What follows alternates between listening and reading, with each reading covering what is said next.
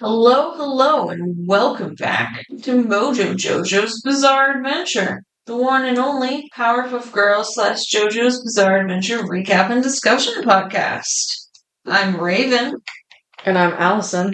This week we are discussing the Powerpuff Girls Season 3 episodes 3 Girls and a Monster and Monkey See Doggy Two. So before we get into discussing the episodes, I would just ask if you haven't already to leave us a review or a comment.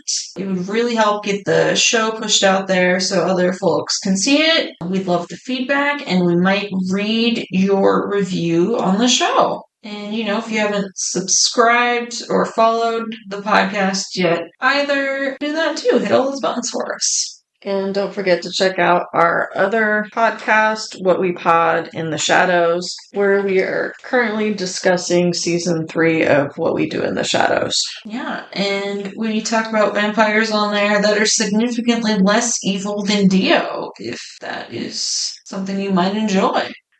Okay, so I'm gonna start discussing the first episode, 3 Girls and a Monster. The city of Townsville has won a teamwork award. Everyone is helpful and harmonious, including robbers and mugging victims, Boy Scouts walking old ladies across the street, and some Amish fellas building a house. Suddenly, a giant orange Godzilla-esque monster rises up from the ocean, causing the mugging victim to get the upper hand on the mugger, the old lady to fall and bounce on the ground, and the building the Amish were working on to collapse. The mayor makes music with wine glasses full of apple juice and sees the monster's giant footsteps make his juice ripple, much like in Jurassic Park.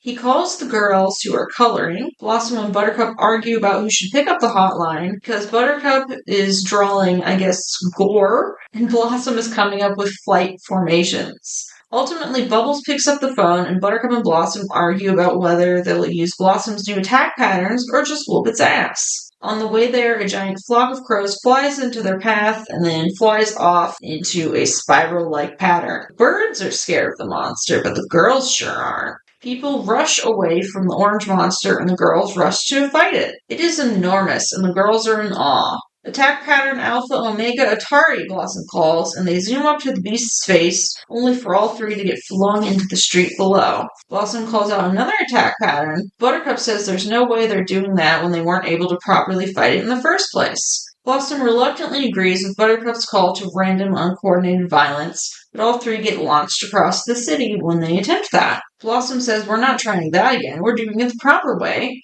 And she and Bubbles fly away in a spiraling formation, only to get clapped between its claws.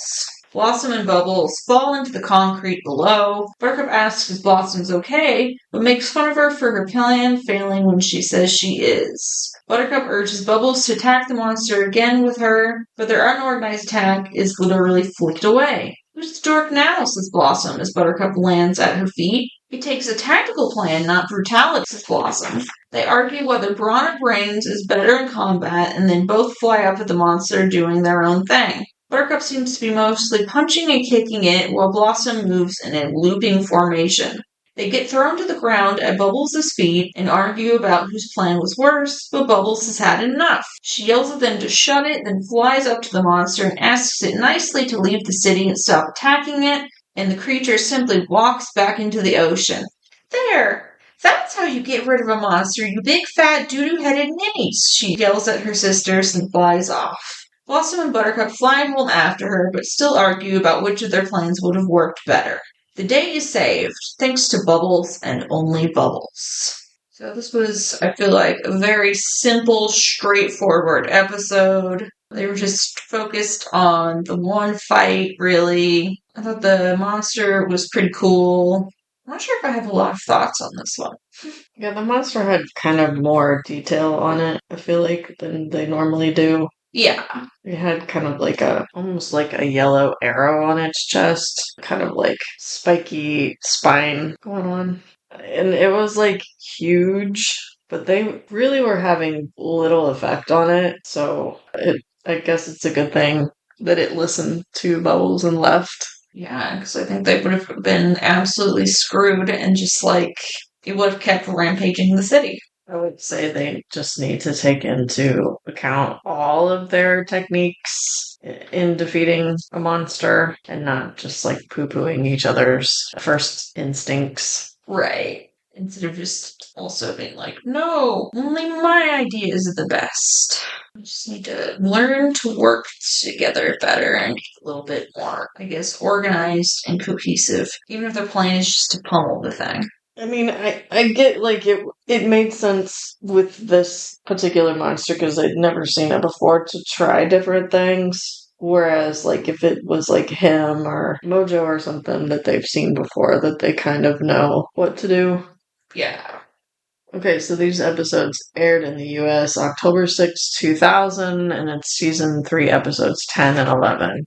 This is Monkey See Doggy 2. The night is peaceful in Townsville, but the museum is being robbed. The girls tear up the museum searching for clues. The Anubis head and the Anubial jewels have been stolen. As they go out into the city, the girls find a bunch of barking dogs and wonder if MoJo can be so stupid as to try a thing he did previously again. He shovels jewels into a machine with the Anubis head and turns it on, which sends a signal around the world, which turns people into dogs. The girls burst into MoJo's lair and they confront him about doing this plan again. He says he reviewed what happened very carefully and found some flaws. First, he says he should not have turned the girls into dogs. The girls, as dogs, knock the Anubis head from the machine and then defeat MoJo's Dobermans. The girls corner MoJo, but he is up too high for them to reach as dogs. But Buttercup, as a dog, finds a way to get behind MoJo and bite him, and he drops the Anubis head, which breaks the spell around the world. This time around, MoJo won't turn them into dogs, so he can't be bitten on the butt, but he's also taken the precaution of protecting his butt with steel. So it's kind of like a chastity belt. Yeah, but for his butt. Like he dropped his pants and they were like, ew! He thinks if he isn't bitten, he won't drop the Anubis head. However, the girls just kick his butt the old-fashioned way. He drops the Anubis head. All the people return to normal. MoJo is now a dog and he's put in the dog pound. The day is saved. So, I mean, it was just kind of a lot of recounting that episode that this occurred in before, and not really a lot of new stuff. Yeah, and it was mostly just like a lot of reused animation and stuff too. I'd say neither of these episodes are like great for like discussing at length. It's just straightforward and then almost straightforward, and then the other one was just like almost a clip show of a previous episode. I don't know if MoJo is running out of ideas. Is the show running out of ideas? Yeah. Like, I sort of understand him wanting to try it again, but then all he had to do was just think it through that they still are the Powerpuff Girls and that they could still just kick his butt. Yeah. I'm just thinking he should have figured out what to do once they were dogs, like just drop a cage on them or something, just to keep them at bay. Since he already had the metal underwear, he could have just went ahead and turned them into dogs. Yeah. It didn't seem like they still had their powers as dogs. They were just puppies now. Yeah, he just needed to be up high, like where they couldn't reach him, which with them being dogs should have been easy to fix. He could have just gone upstairs and closed the door behind him. Yeah, or I don't know, secured the Anubis head better in the machine maybe so that it couldn't fall out.